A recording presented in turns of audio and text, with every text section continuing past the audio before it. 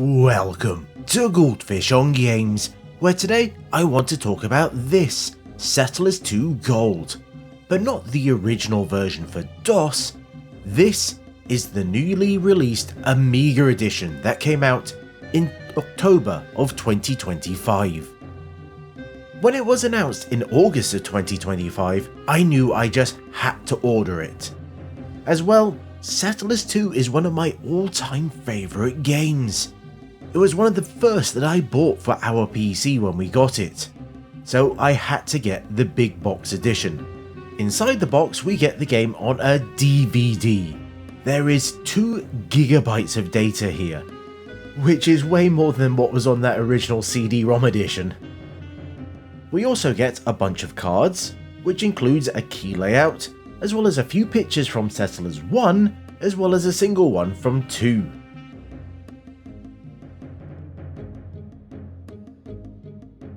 We also get a manual, which isn't just a reprint of the DOS version, as it has instructions on how to install it on the various Amiga OSs, but the rest is mostly the same, but it does go into a great amount of detail on the game.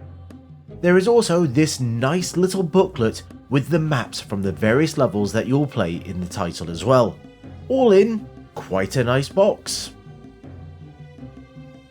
The game has to be installed to be played, and uses the standard Amiga installer, so outside of a few questions, it's relatively painless to get going.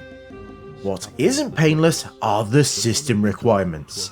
The original Settlers ran fine, if a bit slow at times, on an Amiga 500, and you really wanted at least 1MB of RAM. Settlers 2 on the other hand, its minimum requirement is a 68040 CPU running at 40MHz, 32MB of RAM, and 600MB of hard drive space, which will allow you to run the game at its lowest resolution of 320 by 240, an option that actually wasn't in the original PC release. Its lowest res was 640 by 480, so work had to be done to fit the UI in. But even at that resolution, they actually recommend an 060 CPU running at 50MHz and 64MB of RAM. If you want to go higher, then, oh wow, you need to have an RTG graphics card and a 100MHz 060 CPU. They actively mention using a PyStorm for the best 68K performance. Yes, an emulated CPU. But you could also go down the route of PowerPC, as they do support that, with its specs going from 175MHz up to 800. Now, the original DOS release ran fine on my P133, so these specs are a little bonkers. But then, well, the original did want at least a 66MHz 486 and 8MB of RAM, and with that it would still struggle on some of the larger maps. I don't want to be down on this, but on my A4000 that has a 40MHz 040 CPU, a GBA P2++ graphics card, the game does run around 15 frames a second. Now, while you don't need a high frame rate to play this game, which is lucky, this isn't quite what you might have hoped for, because the frame rate does seem to have an effect on the mouse handling, so it can be prone to missing clicks. And again, while this isn't a high-paced game, and thus missing a click isn't the end of the world, it is a little annoying. And I've noticed that on a faster emulated Amiga, this wasn't an issue, so it feels like input isn't being prioritised here. The frame rate also gets much worse when you try to scroll around the map using the mouse. I would recommend using the arrow keys or the mini-map instead. I can also imagine that things might not improve as we go on to the later levels, that are far larger and more complex, with more settlers all walking around. Now, I do think it's amazing that they brought everything over, so it looks just like the DOS version. But I can't help but wonder if a cut down or redrawn graphic set might have been the better approach.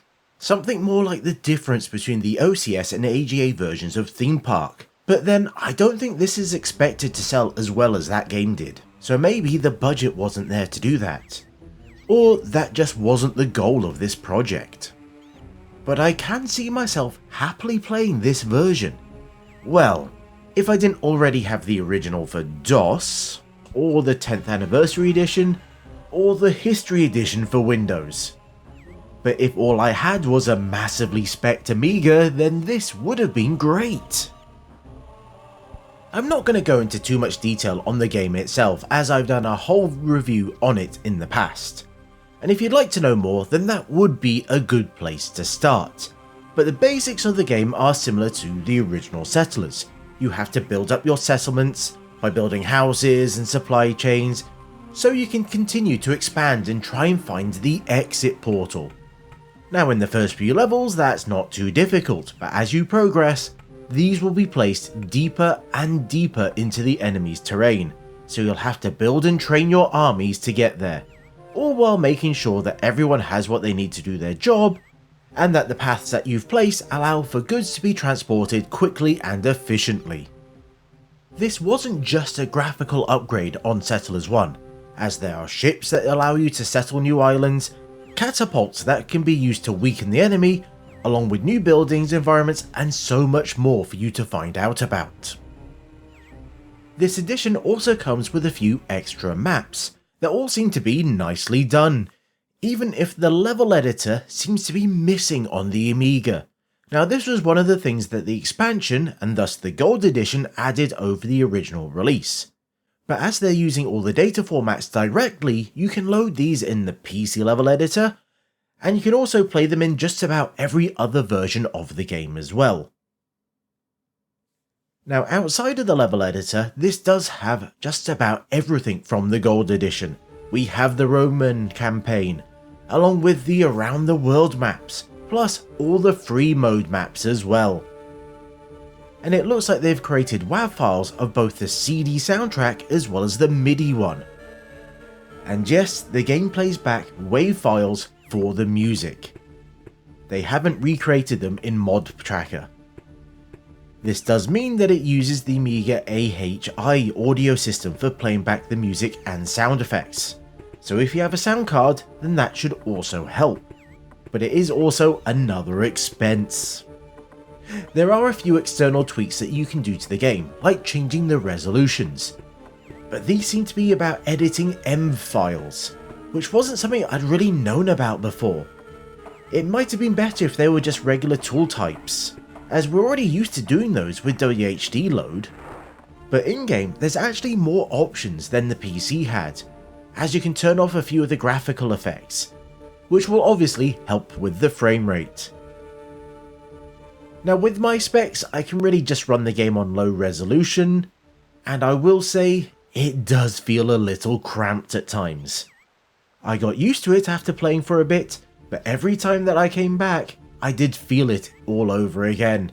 But it doesn't help that I've been playing the other editions for decades. Now I think the obvious question that needs to be asked is, who was this for? And I think the answer is people like me. Those that were a huge fan of Settlers 2, but also a huge fan of the Amiga. I have the DS version of this game, that's how much I like it. So I obviously had to buy this. The other person who will buy this are those that are going to get the A1200, as that comes bundled with the machine. And being an emulation box, I'm sure they spec'd up the config for this game so it will run quite nicely. This is such a weird thing to come out after all this time. I both admire them and question their sanity for this work. But then back in the final years of the Amiga, you had games like Wipeout 2097 being ported to the Amiga, that required both a PowerPC and a 3D graphics card. So this isn't the most outrageous specs I've ever seen. And if you're wanting a copy, then I believe you can still buy the digital edition from the Look Behind You website, who are also the people who helped publish the game. And while I fall in love with this game all over again, I just have some time to thank you for watching this far, plus a massive thanks to my Patreons, who you can see on screen right now. They also got to see this video a week early and advert free. And if you'd like those perks, then you can join them for free. There will be links in the description. And until next time, I was the Goldfish. That was something I never expected to play on my Amiga, and this was Goldfish on Games.